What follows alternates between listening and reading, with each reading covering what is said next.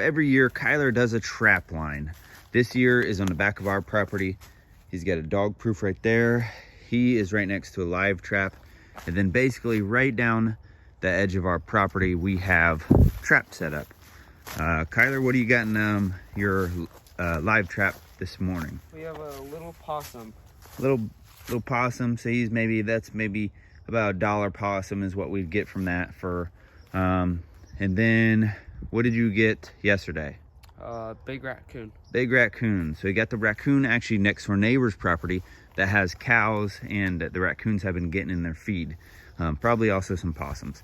So what we'll do is I'll kind of show you how he's got his trap set up. And then every now and then what we do is, like, we'll have him on this side of the property, and then we'll put him across the back, and then down the other side, just to change it up. Over here we have a big tree with a hole right there, and a lot of raccoons actually live in there.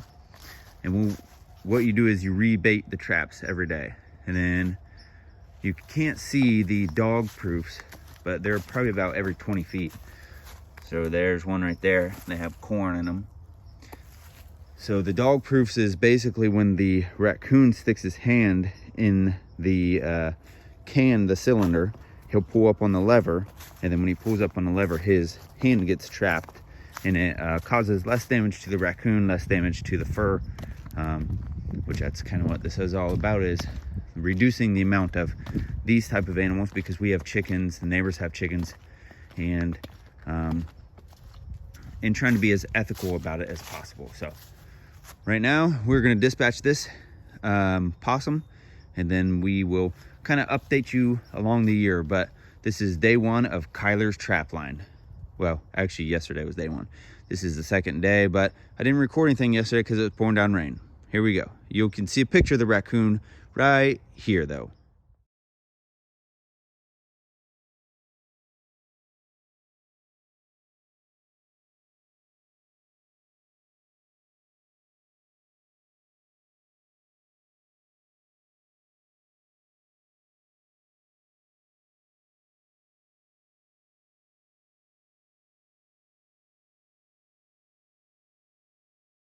All right, Kyler, what do you got in the trap line tonight?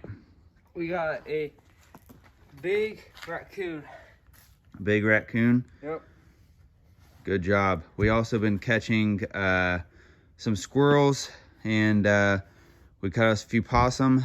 Mostly squirrels though this year so far, but we're getting ready to move the traps to another property and move them around to our property. But we got a big raccoon tonight. All right, on tonight's adventures on the trap line, we've been getting a lot of squirrels. We got a squirrel earlier, which you'll see a picture of that. But what do you got here, Kai? A raccoon. It's a big raccoon with, it looks like it has gray hair actually. So it's probably an older raccoon. They ball up during the day.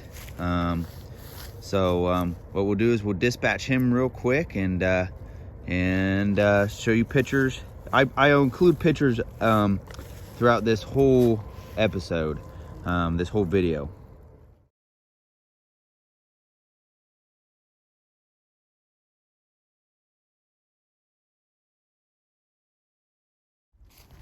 All right, adventures on the trap line. We got ourselves a big possum in the live trap here. You can see there he is. So what we're gonna do is, actually today's an exciting day. We're actually moving the traps to another location, another property. So that's what you do. You move your traps every now and then, so you don't have the same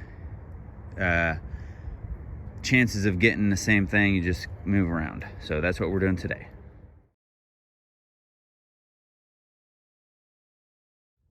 All right, we are helping one of our friends out.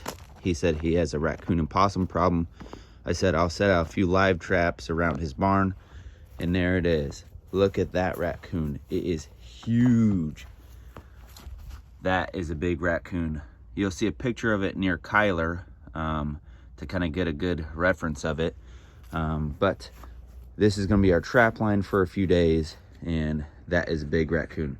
That has been one that has been tearing up his the edges of his barn, trying to get in and everything. So there's one raccoon, and then we have 6 more traps to check on his property.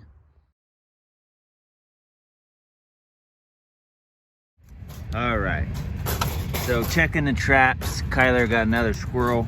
We don't really like to trap the squirrels, we like to hunt them. So we're letting this guy go to be free another day. He did get a big possum though, which you'll see a picture of because he got it in the Victor #1. I don't like to really show videos of that anymore. But so you'll see a picture of him next to the big old possum.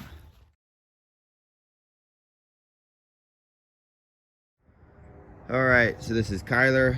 He's got a possum. What'd you get him in this morning? Oh, we got him in the live trap. Yep, so we already dispatched him and we already reset the live trap with some leftovers from last night. And we're gonna reset this, move it a little bit, and see if we can get another one. Lambert Acres here with Kai Lambert. Check out his YouTube channel, Kai Lambert. We're gonna be finishing the whole trapping video. So tell the people why you trap and like what animals we kind of target. So we trap raccoons and possums, and we trap to like get